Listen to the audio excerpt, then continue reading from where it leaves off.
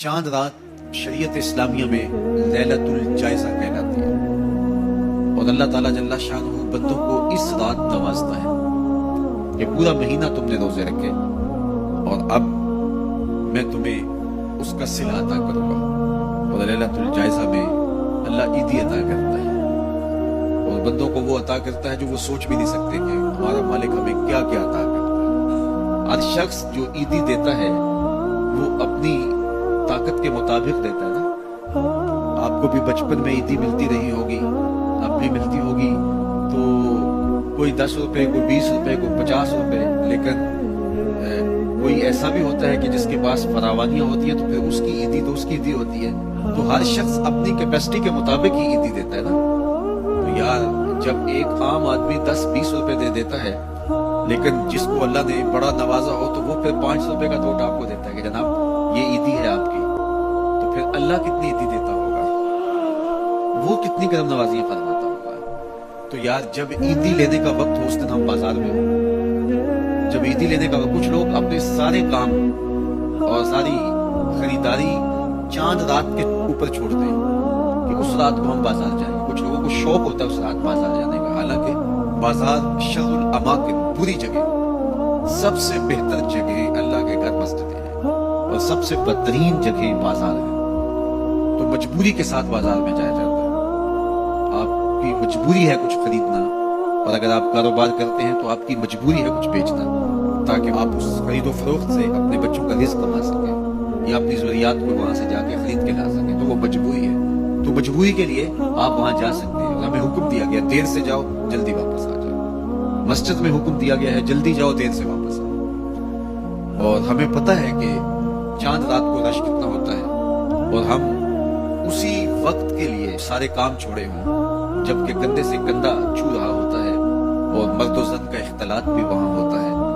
तो फिर अपने आप को बचाना और अपने आप को महफूज रखना और अपनी नजर की इफ्फत और पाकीज़गी का ख्याल रखना कितना मुश्किल हो जाएगा। अपने आप को आजमाइश में ही क्यों डाला जाए कि जिसमें हम पूरे न उतर सकें। तो इसलिए ये बात जहन में रखिएगा कि ये लैलतुल जायजा है, ये झोली फैला के रब से मांगने का वक्त है, ये बाजारों में आवारगी का वक्त नहीं है। तो ये रात भी हमारी अल्लाह के हुजूर इबादत में गुजरनी चाहिए, जिक्र और फिक्र में गुजरनी चाहिए, याद इलाही में गुजरनी चाहिए। तो लैलतुल जायजा को कभी जाया ना कीजिए और इस रात को बर्बाद ना कीजिए। सारे महीने की मेहनत आपने जो की, अब उसका सिला लेने का वक्त है, अब ईदी लेने का वक्त है।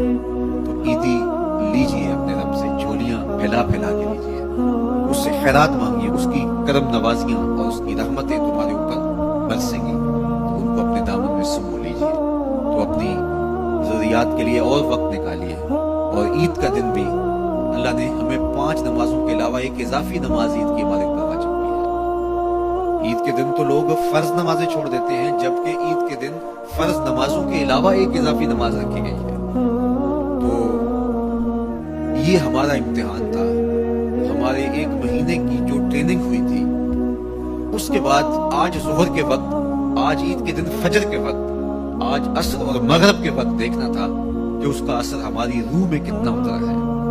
और मैं कहता हूं कि जब मुसलमान सारा महीना रोजे रखे, तरावी भी पढ़े और नमाजें भी अदा करे, और ईद के दिन फजर के वक्त मस्जिद में नमाजी ना मिले, जोहर के वक्त आधी सफ हो, तो शैतान तो बड़ा खुश होता होगा, वो तो बड़ा राजी होता होगा कि ये पढ़ते थे नमाजें और तरावी और क्या क्या करते थे।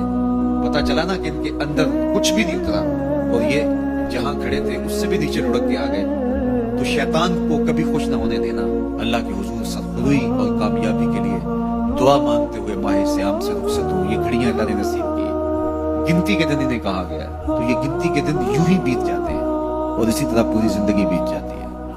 और फिर जब आंख बंद होती है तो फिर आंख खुलती है कि हम जिंदगी कहाँ गुजारोगे। तो आइए इन लम्हों को गनीमत जाने